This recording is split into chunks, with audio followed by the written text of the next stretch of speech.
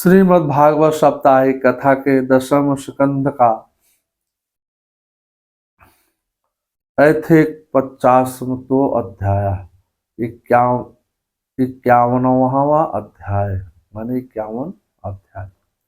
काल एवं का भस्म होना और मुचकुंद की कथा। तम विलोकम विनिष्क्रांतम मुहुच्चानम विमोक्त पुंगवम दर्शनीयम श्यामम पीति कौशेयावसामम। श्री सुखदेव जी कहते हैं राजा परीक्षित जी से कि हे परीक्षित जी, जिस समय भगवान श्री कृष्ण मथुरा नगर के मुख्य द्वार से निकले उस समय ऐसा मालूम पड़ा मानो पूर्व दिशा से चंद्रमा उदय हो रहा हो। उनका श्यामल शरीर अत्यंत दर्शनीय था।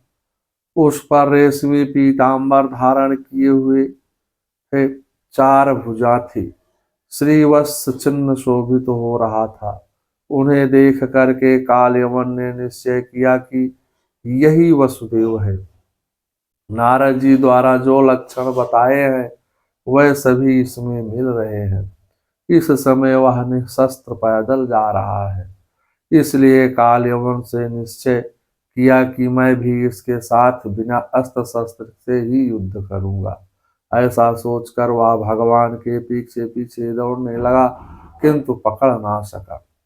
इति निश्चिंतम यमनम प्रादवंतम परांग मुखम अन्नाधावम दृश्यम दुरात्मापि योगिनीम। भगवान ने उसे एक पहाड़ की गुफा में ले गए। वहां जाकर के अदृश्य हो गए। वहां उसने एक दूसरे ही मनुष्य को सोते हुए देखा।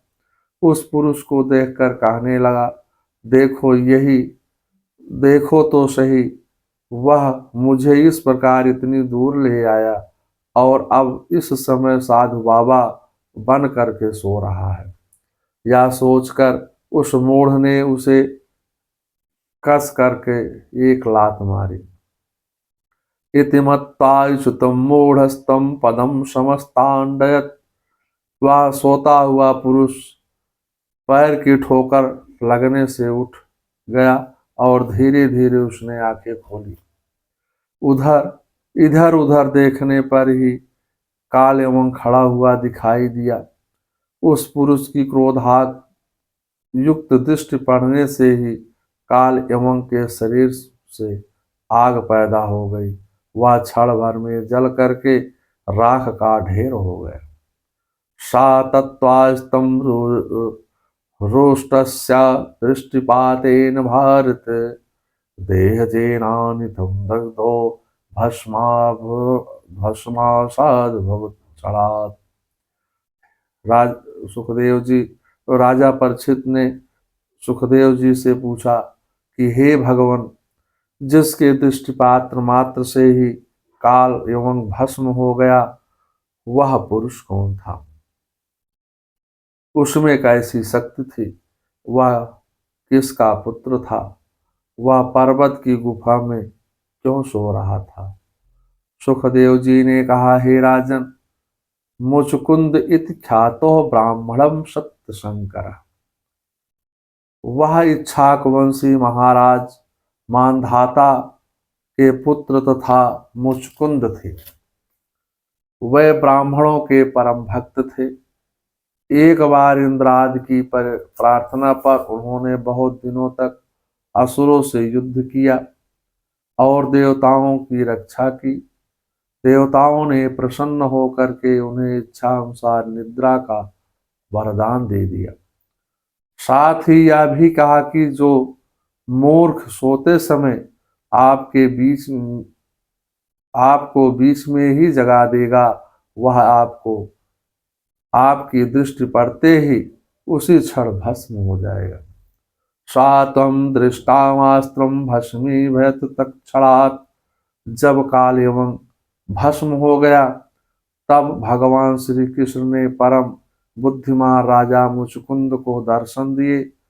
भगवान की दिव्य झांकी से मुचकुंद आश्चर्यचकित हो गए। मुचकुंद ने भगवान को नमन कर भगवान से परिचय पूछा, आप कौन हैं? आप अपने चरण कमलों में से विचरण कर रहे हैं। भगवान ने कहा, वदन्ति वासुदेवेत वसुदेवासुतम ही माम। भगवान ने कहा, मेरे जन्म कर्म नाम अत्यंत है। मानव पृथ्वी के कणों को गिन सकता है, परंतु मेरे नामों की गणना नहीं कर सकता है। प्रेम, हे प्रेम मुकुंद, ऐसा होने पर भी मैं अपने वर्तमान जन्म कर्म और नामों का वर्णन करता हूँ। पहले ब्रह्मा जी ने मुझसे धर्म की रक्षा और पृथ्वी के भार बने हुए असुरों का संहार करने के लिए प्रार्थना किया था। उन्हीं की प्रार्थना से मैंने यदुवंशियों में वसुदेव के यहाँ अवतार ग्रहण किया है। अब मैं वासुदेव का पुत्र हूँ, इसलिए लोग मुझे वासुदेव कहते हैं। मैंने कंस आदि बड़े बड़े राक्षसों का वध किया है। काल यमन को भी तुमको निमित्त बना करके ही मैंने ही मारा है। वही मैं तुम पर कृपा करने के लिए ही इस गुफा में आया हुआ हूँ। अब तुम्हारी जो अभिलाषा है हो मुझसे मांग सकते हैं। मुचकुंद को वृद्ध मुचकुंद को वृद्ध गर्ग का यह कथन याद आ गया और उनका सुनकर उनको नारायण जान करके उनकी स्तुति किया और कहने लगे, विमोहितं जनम ईशं मायया तद्देयं त्वयं चा भजनर्थं मृक। हे प्रभु, जगत के सभी प्राणियों की आपकी माया से मोहित हो रहे हैं। वह आपसे विमुख होकर के अनर्थ में फंसे हुए रहते हैं। वह स्त्री पुत्र आदि में ही आसक्ति रहते हैं। उनका ध्यान आपके चरण कमलों में नहीं होता, वह अंधकूप में ही पड़े रहते हैं। हे प्रभु, मेरा समय भी स्त्री पुत्रादि की चिंता में ही नष्ट हो गया है। मैं बड़ा उन्मत्त हो गया हूँ। शरणातम सहेस्तम दज्जानम परमात्म भयमृतम शोकम पाहि भवानाम पन्नम ईशा।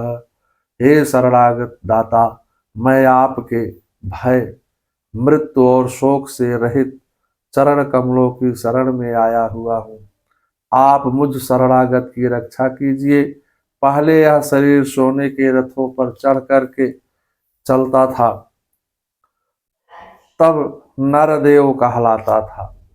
अब वही शरीर आपके अबाध काल का ग्रास बनकर बाहर फेंक देने पर, पक्षियों की विष्ठा धरती में गाड़ देने पर, सड़ करके कीड़ा और आग में जला देने पर राख का ढेर बन जाता है। और गृहेषु मैथुन्य सुखेषु योषिताम मृग क्रीड़ा मृग पुरुष ईसम नीयते। विषयासक्त जीव संसार में स्त्रियों का मरकट बना स्त्रियों के पास जाता है,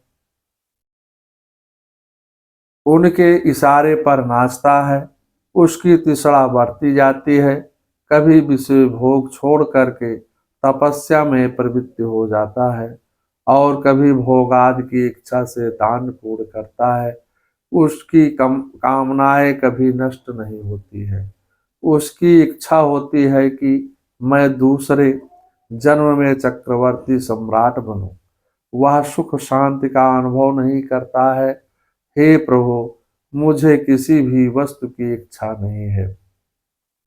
मैं आपकी शरण में हूँ, आप मेरी रक्षा करें। इस प्रकार मुकुंद जी ने भगवान की भावपूर्ण स्तुति किया। भगवान ने कहा, तुम्हारी बुद्धि बड़ी सात्विक एवं विशुद्ध है, ज्ञान संपन्न है, जो वरों से प्रलोभित नहीं हो रही है। तुम्हारी बुद्धि विषयों की ओर आकृष्ट नहीं हो रही है। अब तुम एकाग्रचित से मेरी उपासना करते हुए तपस्या के द्वारा उस पाप को धो डालो तुम्हें हमारी निश्चल भक्ति प्राप्त होगी। अगले जन्म में तुम ब्राह्मण बनोगे और समस्त प्राणियों के सच्चे हितैषी परम सुहृदय होगे और फिर मुझ विशुद्ध विज्ञान धन परमात्मा को प्राप्त करोगे। तात्विक विवेचन, जरासंध के पीछा करने पर भगवान प्रवर्षण जहाँ ज्ञान भक्ति की मूसलाधार वर्षा हो रही थी, उस स्थान पर गए। भोग भूमि में भक्ति नहीं हो सकती, इसलिए भगवान ने पवित्र भूमि में रहने का संकल्प किया। सात्विक भूमि में सत्व गुण की वृद्धि होती है। सात्विक भूमि में मन वृद्धि शुद्ध होते हैं। तात्पर्य यह है कि जरासंध वृद्ध अवस्था आ जाने पर ज्ञान भक्ति का आश्रय लेना चाहिए। भगवान के चरण कमलों में दृढ़ निष्ठा रख करके भगवान नाम का जाप करना चाहिए। यही कल्याणप्रद उपाय है। गोस्वामी बाबा जी श्री रामचरितमानस में लिखते हैं, मिलहीन रघुपति बिनु अनुरागा, किए जोग तप ज्ञान विरागा। श्रीमद् भागवत साप्ताहिक कथा के 10वें स्कंद का 51वां अध्याय समाप्त होता है। श्रीमन्नारायण नारायण नारायण भगवन्नारायण नारायण नारायण श्रीमन्नारायण नारायण नारायण भगवन्नारायण नारायण नारायण शक्ति नारायण नारायण नारायण भक्ति नारायण नारायण नारायण। ओम श्री कृष्णाय नमो नमः।